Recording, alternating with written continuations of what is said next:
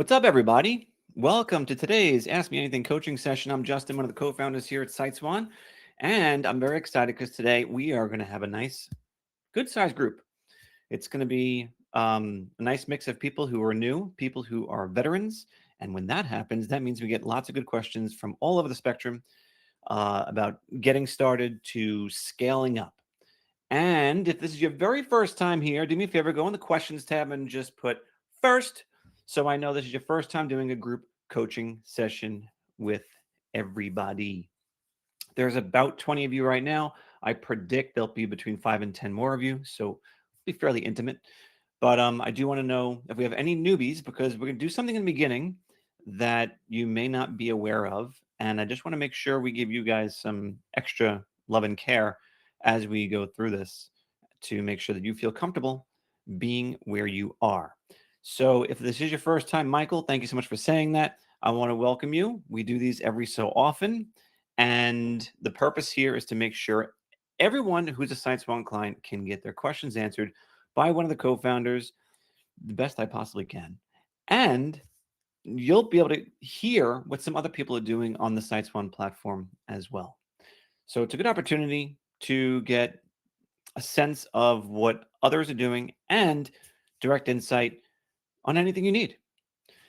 We cover literally anything that you guys want to cover. And some of you are nice enough to submit your questions ahead of time. Some, as usual, I'm going to address those questions first. And then everyone who's got a question here today, I will make sure we get to it. We shouldn't have a problem based on the number of people. So to kick things off, everyone go to the questions tab right now, just like Michael did. Now, also another note, whatever you post in questions, no one else can see except for myself and my moderators. So do not worry if you are not going to see other people asking questions. It's designed that way, so there's no visual stimulation that distracts you. So in the questions tab, do me a favor and kick the session off by telling me one win, one positive thing that's happened to you in your web design business since the last time you've done one of these. And if this is your first time, like Michael, I just want to hear one win about your web design business. It could be the fact that you've watched the training videos, the fact that you have launched your marketing site, set up your Stripe account, had contact with someone, did some prospecting, met someone at a networking meeting, built out a homepage design, presented a website design, stumbled on something, but then learned something from that, or sold a site, launched a site. I want to hear it all. Whatever you got from what's happened in the past week or so, however long it's been since you've been on one of these, I want to hear about it. All right. Let's do it. Let's see what you guys got. So, Dave just sold his fourth site yesterday and has a commitment on his fifth. And Dave just started January 1st. Round of applause for Dave. That is awesome. Awesome start. So you're talking about 2.5 months, not even, and you're about to close on your fifth website. That's really good. Bill said, how does a client, oh, that's a question I'm going to answer. Angela has got her first lead. Congratulations, Angela. I'd love to hear how you got that lead. Mike sold a site to a truck accessory store in Florida, and he's got a warm lead through Google. Very nice. Ronnie got their first customer. Michael finished the training. That's what I'm talking about, Michael. Michael, out of curiosity, what was the video in the training that stuck out to you the most? Would you maybe get the most out of all the training videos? I'd like to hear that. Alexis says that her sister gave her referral this week. One of her coworkers is starting a cleaning business. Oh, and needs a website. So super excited to get it going. Very nice. Joe launched his first site. And if you don't mind, I'm going to open this up for everyone to see. I'm assuming you're okay with that. Check this out. This is Joe's first site. We should all give it some love. A little congratulatory note for Joe. This is great. Very cool. I see you worked off of one of the themes here. Very cool. Very nice, Joe. I'm sure the client was very happy with this, which is excellent news. All right. What else we got? Jason says, landed a roofing company last Friday. $1,750 design setup fee. Nice price point, Jason. I like that. Plus 150 a month ongoing service fee. Monica hasn't sold a site yet, but today a realtor reached out to her and told her that she needs a website. She's been going to networking and has been given many business cards out. That's fantastic, fantastic news. Justin says the demo that went well, got a yes, but needs to wait till end of March. Justin, what's the reason you need to wait till end of March? If you want to make your question, how do I overcome an objection of like I need to wait for a thing? By all means, then make that your question, and we can try and address it today. Linton mentioned his marketing site. I'm assuming that you mean it's long. No. Linton is saying what to me? Regarding a question. Okay, got it. That was just context for that. Cool. Christy says that she's just been asked to build a new site for a client, which she thinks is a win, but has got some questions about it. Well, that you've come to the right place. Hopefully, I can answer for them. All right, Daryl's got some questions about connecting a marketing site. Oh, I'm sorry. He connected the marketing site, completed lessons, started an LLC, and is waiting for the EIN number. Very good. Angela's confirming when she got this lead, it was from posting a special offer on Facebook. Hey, social outreach in the 14-day launch plan really works well. Wendy's saying we're a publishing company, and a handful of our publications were done by me on SiteSwan, and we get a lot of compliments on the new websites. That's awesome to hear, Wendy. Another Justin. How many Justins do we have on this call today? I had a web demo this morning. The wife loved it, needs to show her husband/partner, and then we'll get started. Also posted in some Facebook groups and got some traffic into our site today right after I posted. That's awesome. Awesome. Chuck sold his first site a week after joining. Mind if I pull this up as well? Scotty's Marine Services. Congratulations on this site launch. Very nice. Reliable boat repair. Got the cool wave background. Overlaid a logo on top of this image. That's very nice work. Looks good. Guys, if you're not using our themes, what are you doing?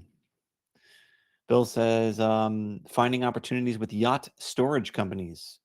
Well, you guys are flying with these wins. Andre's got 14 sites down with 3 on deck, trying to get to 20 by summer. I am not worried about you. If you got 14 right now, you can get to you can get to 20 by summer. There is literally, I can't see anything possibly wrong with that goal of yours. All right, this is great. I'm going to stop there. You guys have done a really good job bringing me up to speed. I love hearing these, and I'm sure everyone else loves hearing these because these are opportunities that you can hopefully score some wins for yourself next time. Next time we do one of these, I want you to come with another win, okay? The idea of selling websites to small businesses excites me. It's the reason I get up every morning. Helping a small business get online and center their online advertising, their online marketing, their online branding is so, so important for their longevity. And you're not just helping them, you're helping families because the people who own that business are likely a family and they have people on staff who have families. Whatever you're doing to help small businesses thrive is truly helping the community as a whole. You are doing a honest to goodness service for your community. And I do not want you to ever forget that. Okay. Let's get into some of the questions you guys sent ahead of time. Some of you are here. I see the questions. Let's look at them right now. Linton says, how does SiteSwan support creating SEO optimized location pages for different cities or service areas? So I should have pulled this up ahead of time, but I have a video on this on our YouTube. If you guys are not currently subscribed to YouTube, please go ahead and subscribe because we have got so much stuff on here that I am going to hopefully be able to locate for you. If I type in SEO, will I get it? Will I get it? Here it is, right here. Want your website to rank in more towns outside of the business's location? Watch this video. It's a very simple, straightforward approach to doing this, and this will answer all of your questions on this topic. So what Linton's essentially saying is that I have a client. I'm just going to make up some details, okay? I have a plumber who's located in Springfield, okay? And Springfield's relatively small. So this plumber has the ability to travel in a 20-mile radius outside of Springfield. And he wants to be able to communicate that to his clients and get search results for those things. So the prescription for that is to be able to create individual pages of the site that are specific to each individual town name that is surrounding Springfield. And if you want to get even more fancy pants, let's say he's a plumber that offers 2 or 3 core services like drain clearing, as well as repairs, as well as emergency service. You might actually create 3 landing pages for each of those services in each of those towns. What's super important, just to summarize what we have here in this video, is that you just need to modify the language in each of those pages so it doesn't say the exact same thing. I don't want you copying and pasting and swapping out Springfield for Bloomfield. Okay. You got to customize the wording on each page. You should be charging your clients for this because this is an additional service. And you can easily, like I always recommend, if you're going to charge clients for additional pages, you should be charging in the neighborhood of between $50 and $150 per page. If anyone comes to me and asks for a page, it's always $100. One new page, $99. You got it. So that's the approach I would take there. Totally, totally doable, Linton. Christy says, we got a client who wants to do a refresh of his site with a new design. He's showing me another company's site that he wants to use as inspiration, but I know I can't make it look exactly like the other site because we don't want to outright copy it. But also, some elements can't be duplicated on the SiteSwan platform. For one, he wants a logo that's left justified on mobile. Who cares? And why would he even make that why would he make that a big demand? What else should we be considering as we think about the steps of redoing a site for a client? We started a new site and would eventually link the URL to the new site. Anything technical to consider in making this kind of switch? And how much would you recommend charging? Another setup fee, maybe setup fee discounted? Thank you. So, okay.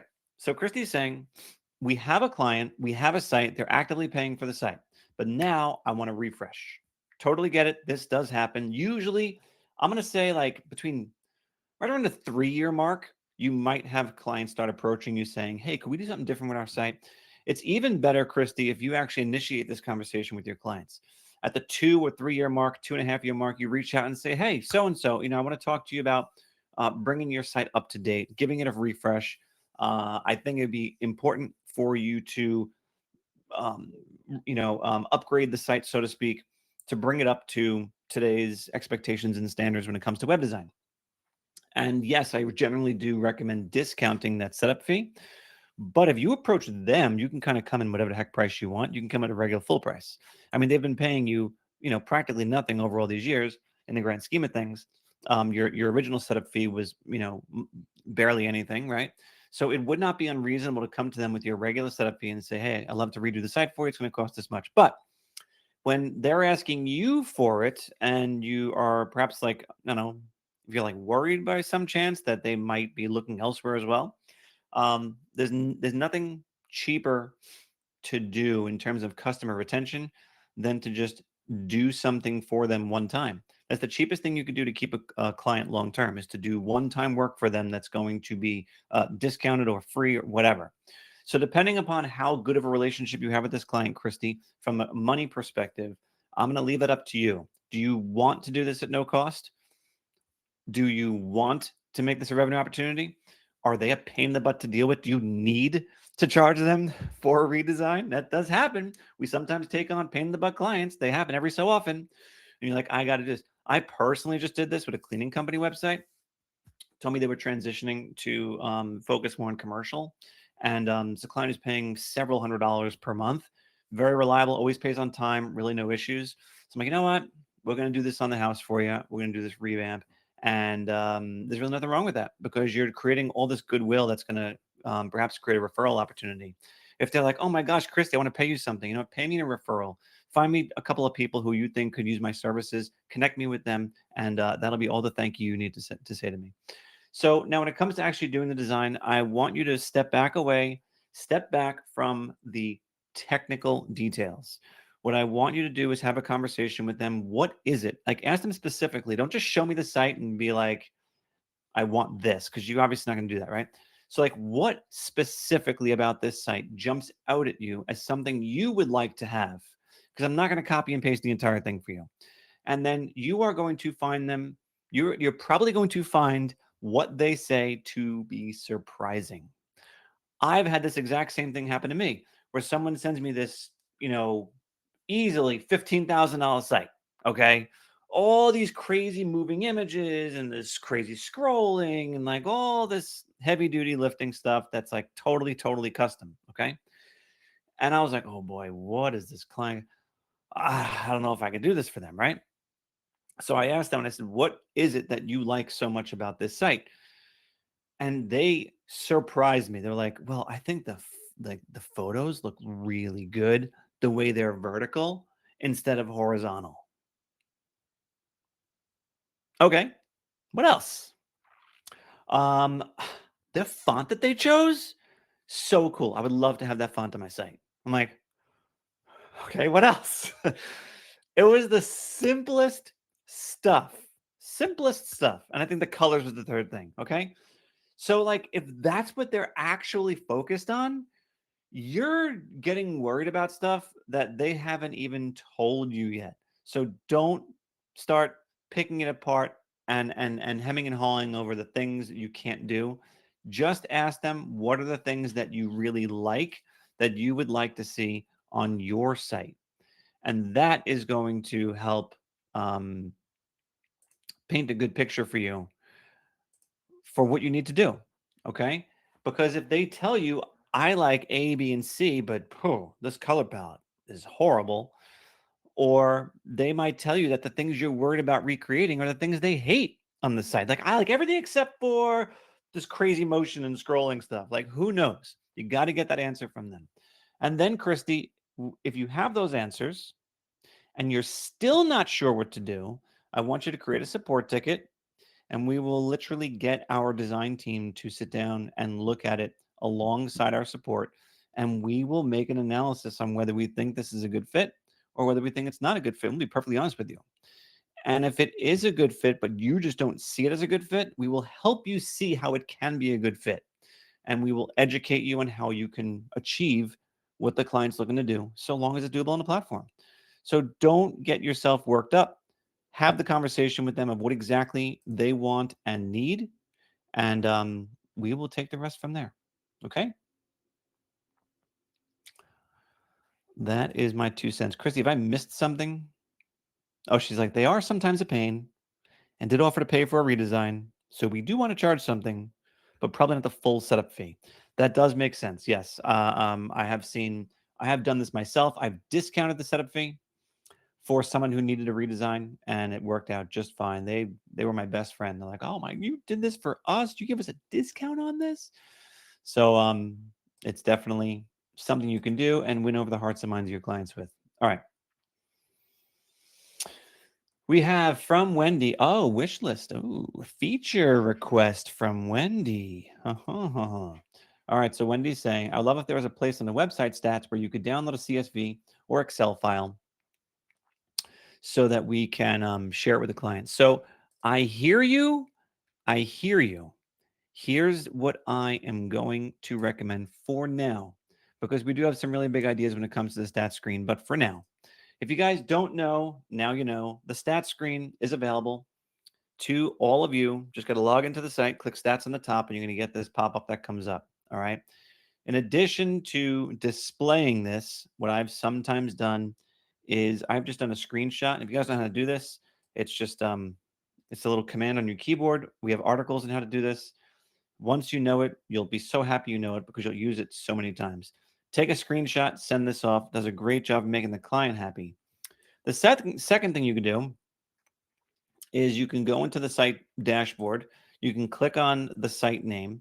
And then I'm not sure if you realize this, you can email your clients website performance reports.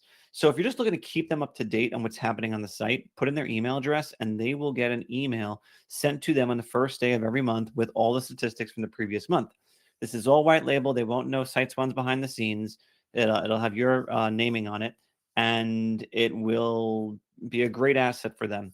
The third thing is if there's some other reason you need an Excel spreadsheet or something like that for the purposes of, I don't know, logging this and feeding into some sort of database, or I don't know, then what you'll want to do is set up a Google Analytics account for them if you need this right now. Because Google Analytics, which you can hook up right from your dashboard. So when you're in the site, you are going to go down to integrations under settings, and then right here, Google Analytics. If you don't have an analytics account, this is the way to create one. And once you do have a tracking ID number, which looks like this, you'll be able to copy and paste it into here and your work is done. So now you can log in to Google Analytics directly, download reports that do come in Excel spreadsheets and all sorts of things, and you can have all that data. So, and that's what Wendy's confirming. I wanted it for tracking over time. You can definitely do that, and you have a long look back period. As soon as you set this up, you'll be able to look back from that point, or even perhaps sooner, because technically we're using a Google Analytics a data set behind the scenes. So once you hook up your analytics account, once you create a Google Analytics account for this site and prove that you have access to the site, it might backfill your data. It might. I'm not 100% sure about that, but it might. All right. Next up is Michael. Michael says, are we able to do schema markup on our SiteSwan sites to become more visible? I'm sorry, Wendy had another question. Sorry. When we assign passwords, it'd be great to have the admin password stored in the admin somewhere. And then says, maybe that's a bad idea. Yeah, we don't like displaying passwords. That is always, that's always not a great thing for security purposes. And by the way, if you guys don't know this, what Wendy might be referring to is managing site owners. So you can create a site owner for any of your sites, and you can control exactly what they could do on the site. I don't recommend doing this unless you are so busy doing other things you can't accommodate your clients' requests to add stuff and modify things on their site. It's rare. I don't like granting client access unless I have to. So I would stick with doing the updates for them. And then only if and when you simply cannot do it, then you grant them access, but keep a close eye on it because they can technically screw something up. Michael says, are we able to do schema markup on our SiteSwan sites to become more visible? If so, how and where would we add the code? Can you please demonstrate? And Michael, here's the deal. Schema code is kind of overrated. I have seen sites outperform the competition in traditional search and AI search and anything and everything, without a single smidge of custom schema. Now, out of the gates, we are providing some schema tags built into the platform already, the ones that really matter, address, phone, things like that. But to start building additional schema into the site, you'll spend more time working on doing that, regardless of the platform, because there's a lot to learn about schema. You'll spend more time figuring that out than you will just adding some additional content to the site and structuring the content, meaning like you're writing it properly. If you just do that, you'll get a lot more benefit than the time you'll invest figuring out schema. Chuck says, before I started with SiteSwan, I was recruiting salespeople for a pool company and met a guy in Florida via phone, text, and email. I really don't know him well, but I've pitched the idea of selling sites for me. Should I just point him to the theme section on SiteSwan for ideas on what to pitch, or do I use the prospecting tool and create lists for him? Great question. So Chuck is looking to basically engage with a person who's going to function as an independent sales rep. So we do have some articles on best strategies for hiring an independent sales rep, but when it comes to enabling them to start selling, what you want to do is ideally create the list for them. I have found that when asking a salesperson to come on board and outright cold call, it always starts off a lot slower than if I gave them a list to start with. Because part of what slows salespeople down is the prospecting. They will let prospecting hold them back from being as effective out of the gates as they can be.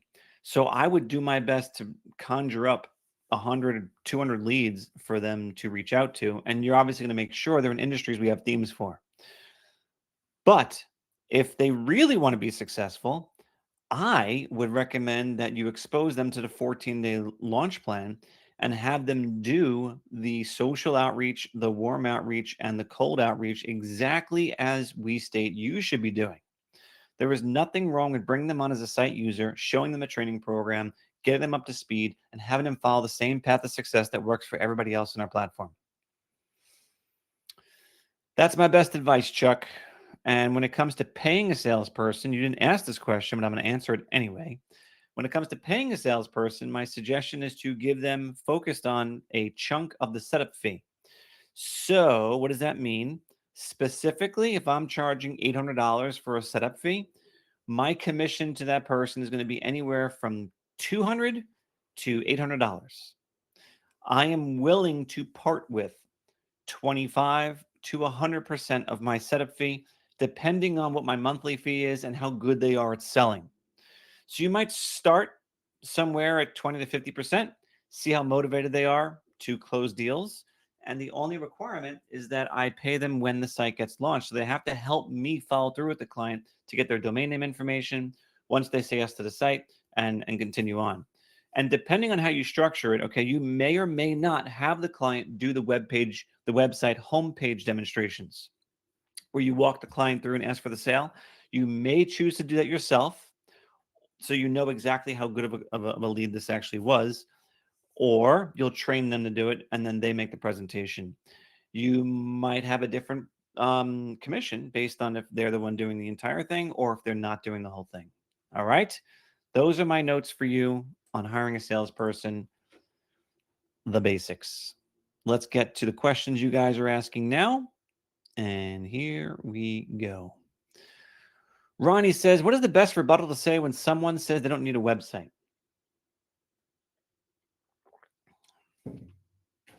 So they probably aren't saying just, I don't need a website. They're probably saying something other than that. They're probably giving you some additional information.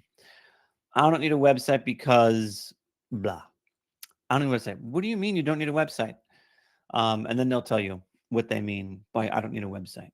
So first things first, okay? Depending on what they say, a common thing is, I've been in business for 25 years. I never had one before. Why would I need one now? Or they'll say, all my business is word of mouth or whatever, okay? I'll help you address those rebuttals. But first, I want to also recommend that you have a look at this document as soon as I find it, which is the 5 reasons why every business needs a website. And here it is. So this right here is going to help you understand, like, look, every business needs a website. Well, look, it not only does it help you find customers. Do you have any difficulty finding customers? No, I get all the customers, and I have too many customers. Okay, cool. Um, you ever have an issue where people don't actually know exactly who you are or what your story is, and maybe there's a lack of trust or credibility? Um, you ever find yourself wasting time answering the same 5 questions over the phone every single day when a website could just answer those questions for you and you could use that time spent on the phone to actually be more productive in your business and bring in more money? You ever get the feeling that maybe, possibly, perhaps there might be some negative reviews about you online and you have no control over anything positive being said about you online to compensate for that? Because if there is negativity out there and you have nothing positive written about you because you don't own an online presence of your own, that could be very detrimental to your business's future. And the other thing is that it can increase the bottom line for your business as well because you're building in efficiencies with a website. Not only can people more effectively contact you, not only can you point people to your website to answer specific questions that they have, but you're actually creating a means for people to be able to um, interact with you on a level 24/7 that they cannot at all in any other way. If someone is claiming that they're too busy right now, or that they already have enough clients, or that they use word of mouth, I have a few different ways you can go about talking about that. So the first thing is if they say that I've been in business this long, if I never needed one before, why would I need one now? Like, well, look, I understand you've been running the business for 25 years. Is there ever a day you think you might want to stop showing up for jobs in order to make money? What do you mean? Well, you've been trading your time for money from day one. I'm wondering if there might be a time somewhere in the future that you might have someone else show up on a job other than you. And the reason I'm bringing that up is because when you have someone show up on a job other than yourself, inevitably they won't be able to do the exact same level of service that you, the business owner with 25 years of experience, was able to do. And when that happens, you start to lose out on the ability to win the heart and mind of that customer and have them committed to referring you to other people, which has been the lifeblood of your business up to this point. And another thing, too, Mr. Business Owner, is that when people do refer you to someone else, what do you think the very first thing the person on the other end of that referral does? They look to validate what their friend or family member told them about you. And if you don't have a website that's going to help them validate you, they may very well just consider you another company that they are going to make a call to get a quote from, rather than choose you before ever making the phone call, which they would be able to do if they could validate your existence and your expertise and what makes you special on top of the personal referral they got from somebody else. And the same exact rebuttal is true for if someone says, I just work strictly on referrals. The same thing is true. A referral, the effectiveness of a referral is compounded by the online presence a business has, so that when they're researched, they can basically prove to the person who's being referred that the business is in fact worthy of their consideration. Otherwise, they're in the dark about that.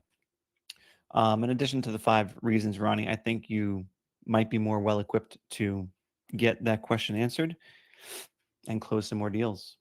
Chuck says, I sold my second site yesterday to a dog groomer, doggy detailer. I like that name. Doesn't have a website, just a Facebook page. So the domain name the client wanted, which is the exact business name, is taken, but a variation of it is available. What do you do when their business name is taken? So specifically, we're talking about a business named Doggy Detailer. And what he's saying is that doggydetailer.com is taken. Yeah, it's taken by another company with the same name, right? That happens. Quick question. Is this a brand new customer, brand new client, brand new business? Did they just pick a name that is actually trademarked or whatever else and is also in the same area? Because if that's the case, I'd recommend stop what you're doing right now, change the name of your business to something else, because you don't want to be mistaken for another company that has a very, very, very similar name. So if given the opportunity to choose a domain name, and okay, so let's pretend I don't know what I'm talking about. They have been established long before the other business who has doggydetailer.com, and there is no way they're going to change their name. Okay. My knee jerk response to that is, let's add on something to Doggy Detailer that is going to indicate location. So it could be doggydetailerid.com, short for Idaho. That would be a great thing to do. If they wanted to get a little creative and get some SEO advantages, they could actually look for a generic industry term name with the area. So, example, excuse me. Example there would be something like uh, dog groomer Idaho.com, or IdahoDogGroomer.com, or Hayden, that's the name of the city, HaydenDogGroomer.com. Something like that would be a good alternative as well. But if you can get the business name to work, plus a shorthand for the state or the county or the whatever, like over here in Long Island, I'll see people use LI, short for Long Island, attached to their domain name. Very, very effective. My wife's business has a name that other businesses before have chosen for different things. She was the only one in her industry with that name, but it wasn't available. So she added NY, short for New York.com, to the end, and it works beautifully. So that would be instead of adding like my doggy detailer or like doggydetaileronline.com, which I mean isn't the worst thing, but I also don't love it. Try and go for just the 2 letters for the state. That would get the job done. Next question from Justin is stat screen. When we use the new map blocks, they don't show map stats anymore. Is there something we can do still that who's looking at the map data? So is that true? Is that true? We don't look at statistics for the maps anymore? I did not think that was true. If it is, I'm going to ask my moderator to kind of make that a ticket so we can look at it later and analyze that from a feature request standpoint. That should still work. I'd be shocked if it didn't. The one difference about that is, I'm just talking out loud here. So for other people who are brand new to the platform, you're like, what the heck is he talking about? So we used to have a different way in which the maps would be displayed on sites. And what we did was we automatically loaded it on every single page, no matter what, no questions asked, no Now, since we're loading them most times a little bit larger and in a more user-friendly way, we're actually not loading it until the screen gets to scroll down to that section of the screen. So while before maybe the maps were slightly inflated because we would load it automatically and measure it as a stat automatically, we're not doing that anymore. It's just something that floated into my head. I don't know that to be 100% true, but I'm just trying to be as thorough as I can with a response for you. Okay. So Justin is another Justin is saying the same thing, that companies that have been in business for a long time, like 30 plus years, don't have a site, are very difficult to convince they now need a site. So I would definitely go try this the next couple times you talk to people like this and say, I get it. You get referrals nonstop, right? I mean, your phone is busy. Your phone is ringing off the hook. You're busy. So two things I want to share with you. Number one, do you have some of those clients you take on, you're like, God, I wish I didn't have to work with this client? Does that ever happen to you? Well, yes, it does. Of course it does. Well, look, if you had a website that was working alongside your referral system, you would get a lot more phone calls. And when you get more phone calls, it doesn't mean you're more busy. It means you're more selective. So you take only the clients you want in the areas you want to serve, the types of jobs that you want, and you say no to the other baloney that's going to be a waste of your time and cause you stress. Okay, that's one angle. The second angle is what I said about referrals. So, hey, I know that you get a lot of referrals, right? That's what keeps you going every single day, week, and month. Those are constantly flowing. Well, look, what happens if, God forbid, you can't make it to the job one day? You send somebody in your place and they do 80% as good of work as you do. You are inevitably going to get 20% fewer referrals or less than that. And then what happens? Your lifeline is slowly dying off, and you will not be able to sustain the business long term on fewer referrals than you get now because it's diminishing returns. But if you had a website that was working alongside your referral system and was able to snag traffic away from your competitors, or even boost the likelihood that you get referrals because they're checking you out prior to calling you, that would mean huge things for your business's longevity, so you can make this a business that could actually be passed down to somebody else, that could be sold on the market in 5 years when you're ready to retire. Good luck trying to sell your business now or in 5 years without a website. There is nobody willing to pay the amount of money you deserve to get for a business that doesn't have online branding or any online presence at all, that's going to allow someone to take over, run the business effectively without having to rely on getting all the phone calls that only you would get for being the person doing the work. I hope that makes sense to you. All right, Justin says, if I'm located near a small town, should my reseller website title have small town name, or my county or largest city nearby in the title of the homepage? Justin, how small of a town is it? I want you to do a Wikipedia search and find out number of households. My rule of thumb is usually if you've got like 20,000 households, I'm going to recommend that you use your town name.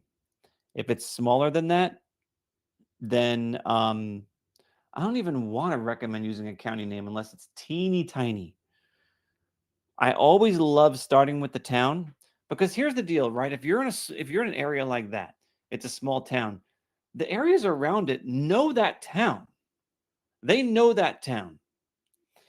And the trick is this, right? We can't dupe, like we can't fool the search engines and the AI stuff. We can't fool them. They look at your physical location when deciding if they should recommend you to a business who's looking for a website. You're not going to fool them. And it's always easier to get first page, top of page results for a small area than it is for anything larger.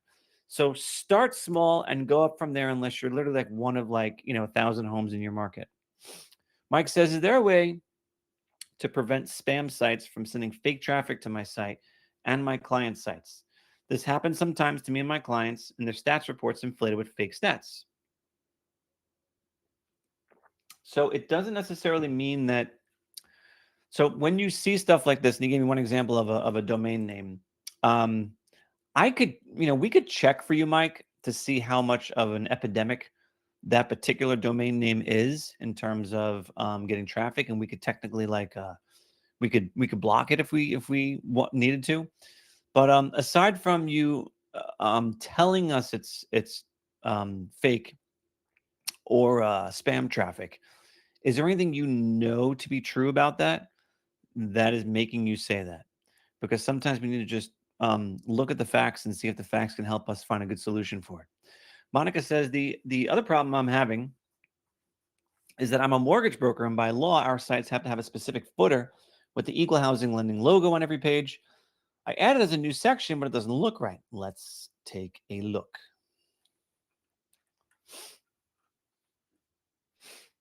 Okay. Let's brainstorm this for a quick second. So Monica's saying that toward the bottom of her page, she's got this.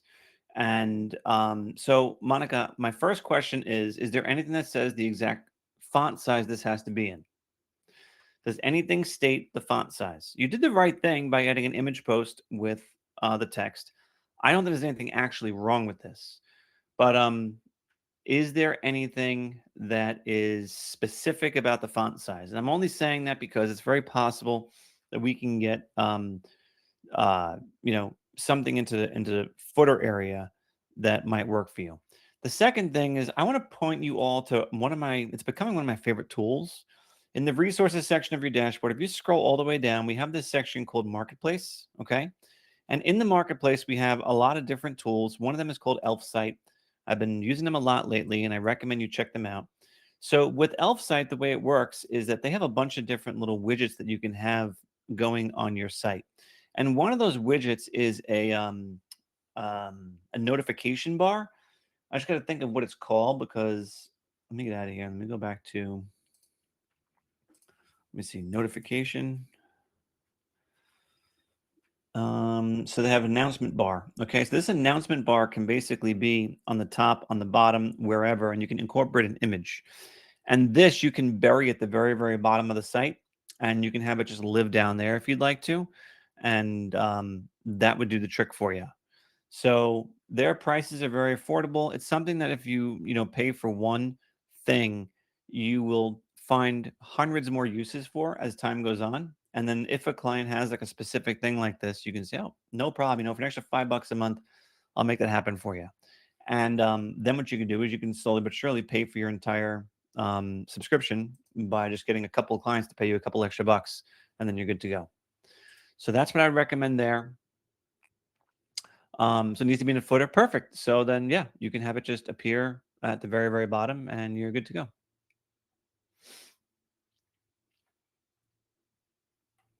All right. Let's see what else we got.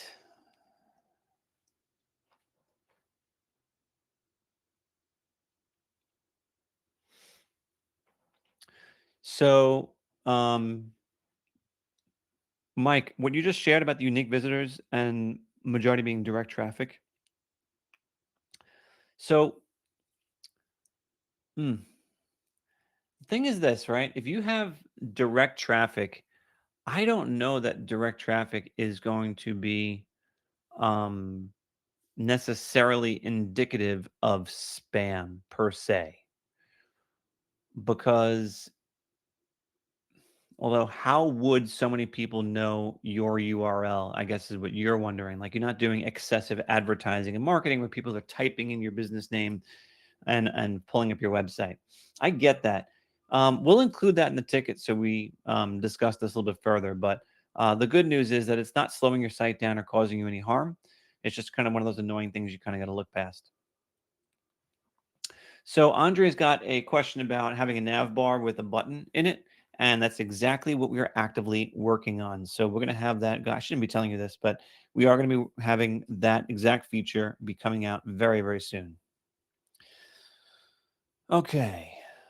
So Ledwan says, I would really be great to have a more code-friendly editor for HTML sections instead of just being a plain text input. I mean, for both HTML section type when editing a page and also for HTML code editor in the settings of a website. So, Ledwan, I've used a lot of HTML. I never felt this way, but I think I might know what you're talking about. If you could send an example of something that you have seen where it's more friendly for HTML, I would love to see it. I'm thinking of like text fields that have numbered lines. I know I've seen that before. If that's what you're referring to or something, please let us know. Be happy to look at that as a feature request. What other questions do we have here? Did I miss any? My moderators, if I missed any questions, just please post in the chat for me because they were coming in hot and heavy and I think I might have lost track. So if I skipped over one, just please let me know.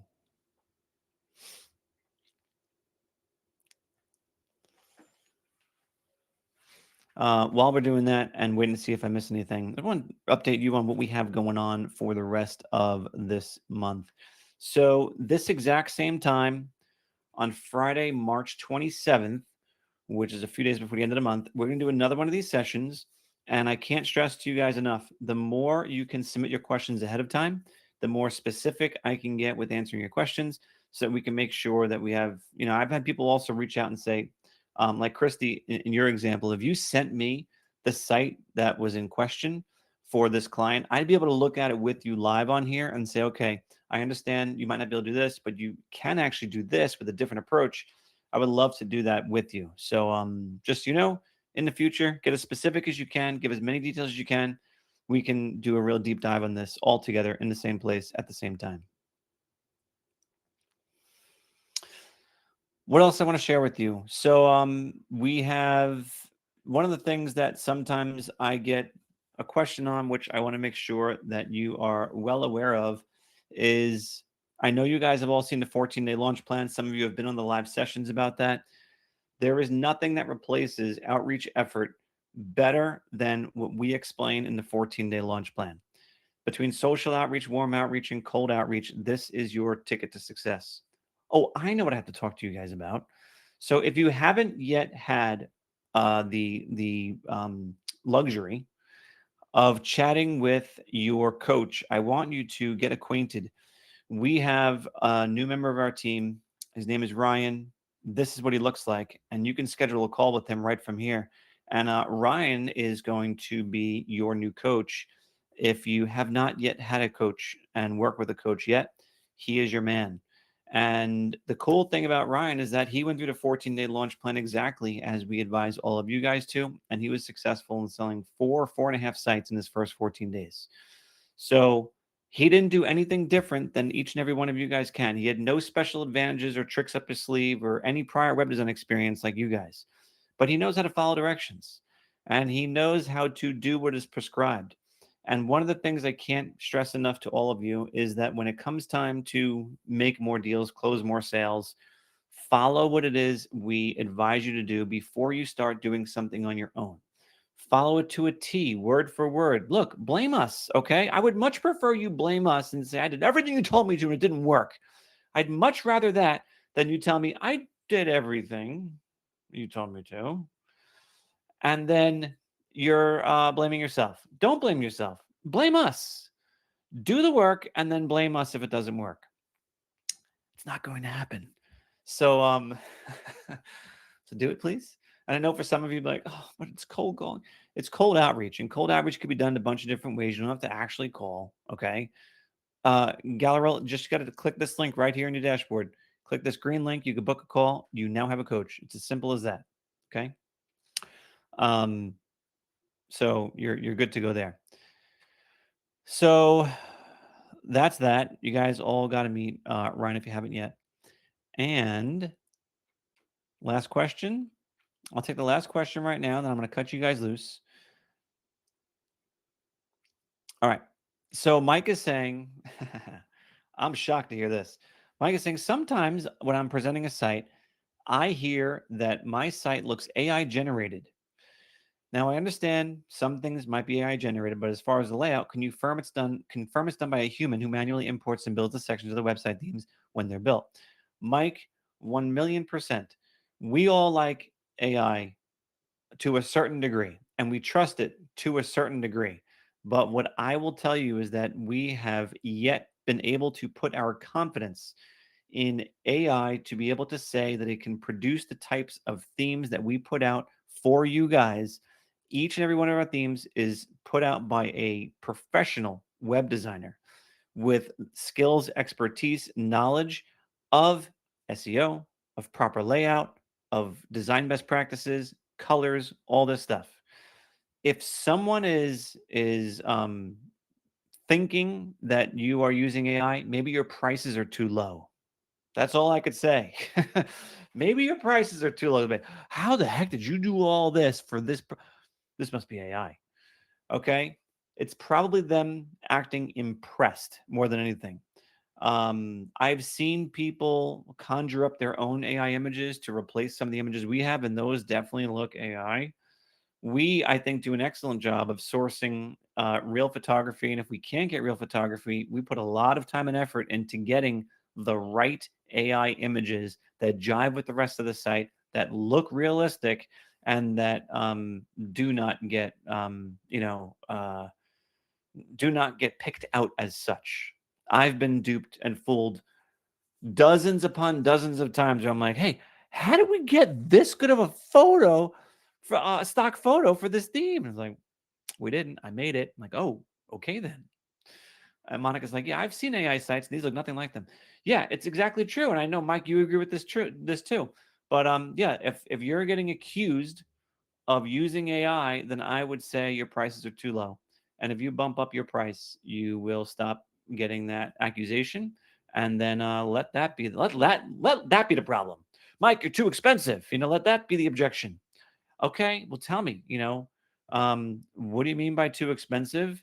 Tell me where you don't see the value, and you can always work with them and modify your price to make it a win for yourself. All right. What else? I think we're gonna stop it here to get you guys back to the rest of your Friday. So I just want to remind you guys something, okay? There's over 30 of you here now. This is not the end of your workday. This is a Friday afternoon, and there is literally nothing stopping you from going ahead and approaching more people today. You've just heard all these wins from people today about opportunities that they were able to uncover and realize for themselves, closing deals with small businesses. Do not waste away the rest of your Friday. Make something of it. Make a connection, plant a seed, do some cold calling, do some outreach, post on Facebook, do something. There is time left in the day, and for goodness sake, you have the entire weekend. Anyone who's dismissing weekends as opportunities to close deals, ask Mike Canone. He'll tell you it's the best opportunity to close deals. Get out there, talk to people, and start making things happen. The time has never been more ripe to help small businesses get online. The opportunities you have to uncover businesses who need sites, who need their second site, who need their third version of a site, or their very first site are everywhere. Use our themes. We launched a brand new theme today. By the way, thanks, guys. If you're seeing any of these new themes, it's because people like you have found opportunities in their market and have said, you know what? I need a new theme for this industry right now. And what do we do right here? For 99 bucks, we build them a theme and we open it up to everybody on the platform. So thank your fellow SiteSwan family members for paying for these themes, because they're putting their preferences to the very, very top of the list and making this available to all of you. Now, if you're landlocked by 500 miles, you might not have much success selling to boat detailing companies. But if you're not, and you're anywhere near a body of water, start looking at boat detailing companies near you, because the opportunities are endless in this industry. There are so many